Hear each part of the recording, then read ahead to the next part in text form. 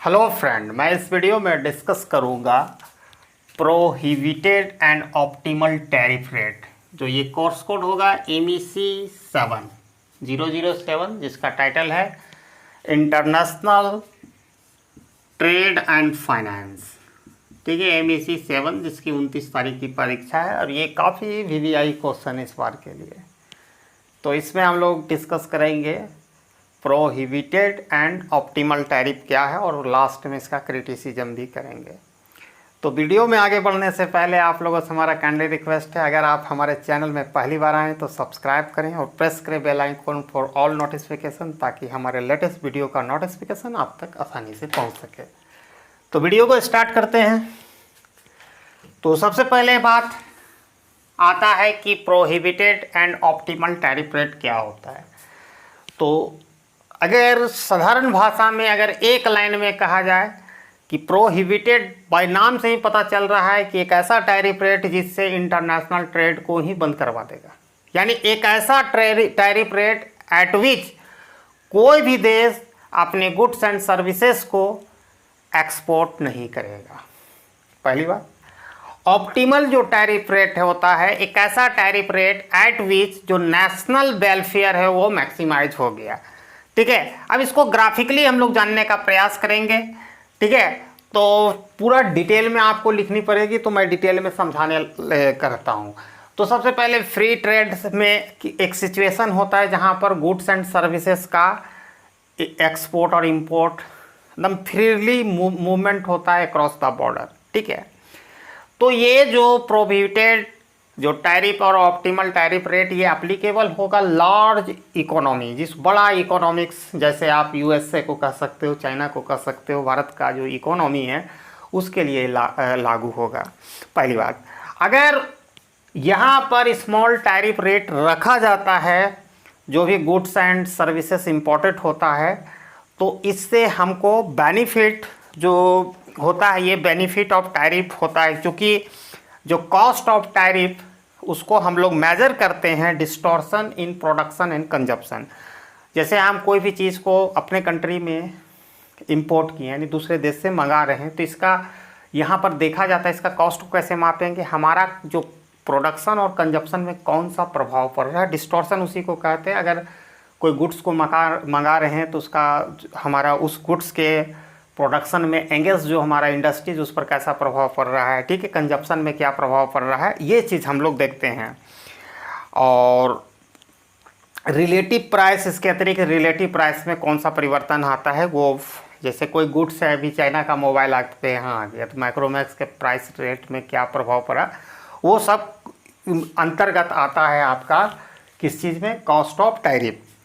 तो under certain condition में, ठीक है, benefit of tariff due to improvement term of trade, ठीक है, टर्म ऑफ ट्रेड के रूप में देखा जाता है। और जब आप स्मॉल टैरिफ लगाते हो तो उसमें जो बेनिफिट मिलता है in the term of trade, यानी व्यापार हमारे लिए फेवरेबल होता है, वो ज़्यादा होता है as compare to cost of tariff लगाने से।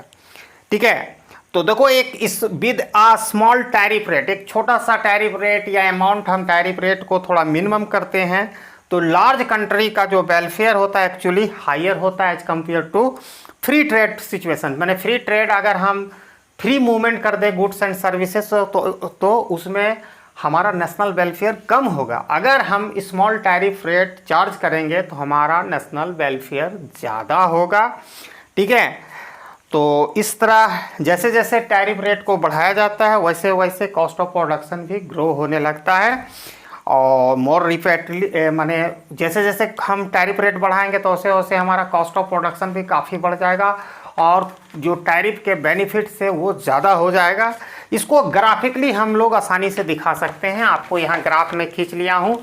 इसका जो हॉरिजेंटल एक्सिस पर OX पर मैंने टैरिफ रेट को मापा है, टैरिफ रेट को मापा है, और वर्टिकली एक्सिस पर नेशनल वेलफेयर को मैंने मेजरमेंट किया है। क्लियर। अब यहाँ पर आपको एक चीज़ देखने की आवश्यकता है कि यहाँ पर एक मैंने TP लिया हूँ। ये TP यानी इसी को हम लोग कहते हैं प्रोहिबिटेड टैरिफ रेट। तो ये प्रोहिबिटेड टैरिफ रेट, इसको टीपी को हम लोग कहते हैं प्रोहिबिटिव टैरिफ रेट। ठीक है, अब ये होता क्या है टैरिफ रेट? एक्चुअल में ये होता है, 1 मिनट,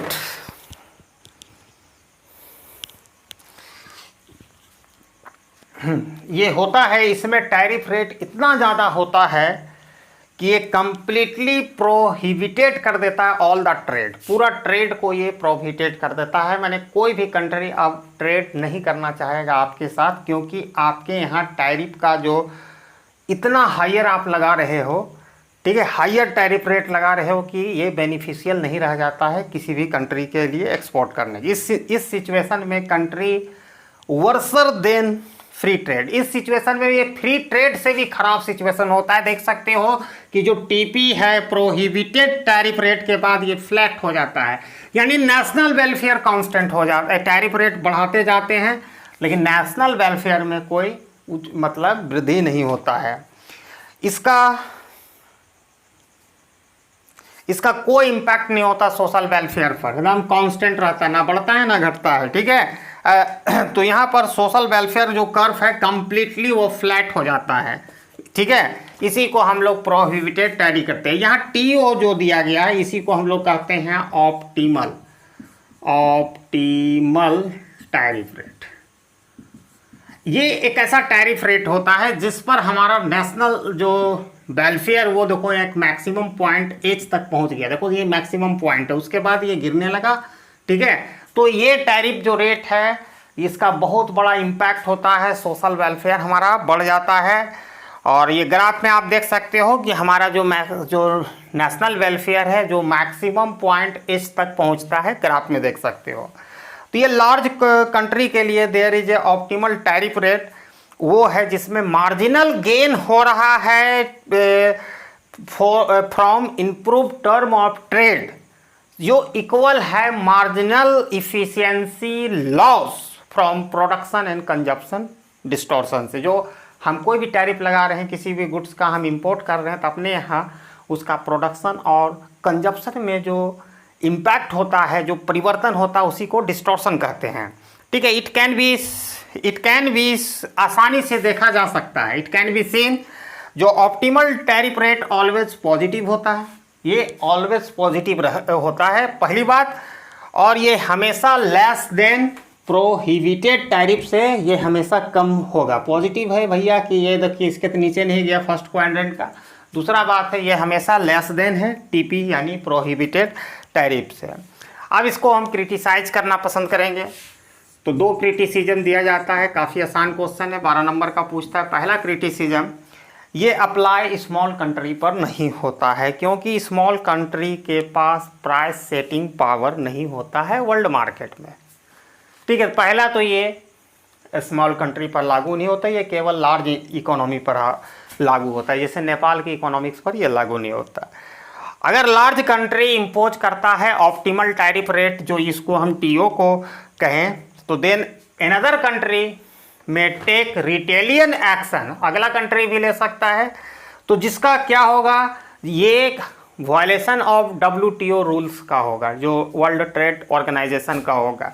जैसे आप अक्सर समाचारों में सुनते होंगे कि अमेरिका ये चीज़ लगाया तो चाइना भी उसका रिटेलियन एक्शन लेता है, जिसको कहते हैं रिटेलिएटरी एक्शन लेता है, यानी बदले की भावना से काम किया जाता है, जिससे WTO के जो रूल्स एंड रेगुलेशन का वायलेशन होगा। तो ये 2 पॉइंट इसका क्रिटिसिज्म के लिए दिया जाता है। ये हमारा कंप्लीट वीडियो था prohibited and optimal tariff rate. I hope कि सबको समझ में आ गई होगी। और अगर आप वीडियो अच्छा लगता है तो लाइक दें, शेयर करें as much as you can. Thanks for watching my video till end. Jai Hind.